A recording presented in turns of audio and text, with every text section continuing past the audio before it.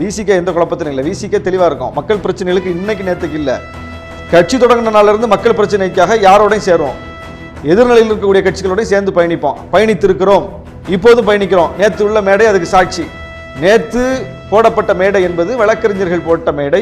ஒன்றிய அரசு கொண்டு வரக்கூடிய அந்த சட்டங்களை எல்லாம் எதிர்த்து நடைபெறுகிற ஒரு கூட்டம். அந்த இடத்துல எல்லாரும் சேர்ந்தானே நிக்கணும். இப்போ நீட் விலக்குன்னு சொல்லி சட்டமன்றத்தில் எல்லா கட்சியும் சேர்ந்தானே நிற்கிறோம். பிஜேபி மட்டும்தானே தனியாக நிற்குது. மொழிக் கொள்கை விஷயத்தில் எல்லா கட்சியும் சேர்ந்தானே நிற்கிறோம். பிஜேபி மட்டும்தானே எதிராக நிற்குது. எத்தனையோ விஷயங்கள்ல தமிழ்நாட்டு கட்சிகள் ஒரே மேடையில் தான் நிற்கிறோம், ஒரே கருத்துல தான் நிற்கிறோம், ஒரே களத்துல தான் நிற்கிறோம். அப்போ கருத்தும் களமும் பல விஷயங்கள்ல நமக்கு உடன்பட்டு போகக்கூடிய அளவில் தமிழ்நாட்டினுடைய சூழல் இருக்கு. அதனால அது தொடரும், அது தொடரணும். இன்னும் கூட இதுல ஒரு கட்சி ஆச்சரியங்களை கடந்து ஒன்றிணையணும் அப்படின்னு தான் எங்க தலைவர் பேசுறாரு.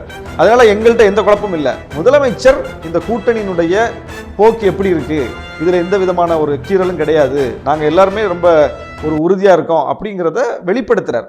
எங்க மேல அவங்களுக்கு நம்பிக்கை இருக்கு, அவங்க மேல எங்களுக்கு நம்பிக்கை இருக்கு, நாங்க களத்துல உறுதியா நிற்கிறோம், எங்கள் உள்ளத்தை அவர்கள் அறிவார்கள், அவர்கள் உள்ளத்தை நாங்கள் அறிவோம்னு இந்த ஊகங்களுக்கு பதில் சொல்றார். அவ்வளவுதான்.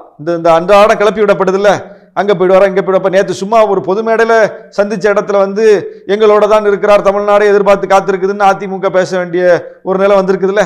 அது நாங்களா பேசுறோம், அவங்களுக்கு அந்த தேவை இருக்கு, ஒரு கூட்டணி வலுப்படுத்த வேண்டிய அவசியம் இருக்கு, அதனால அவங்க பேசுறாங்க.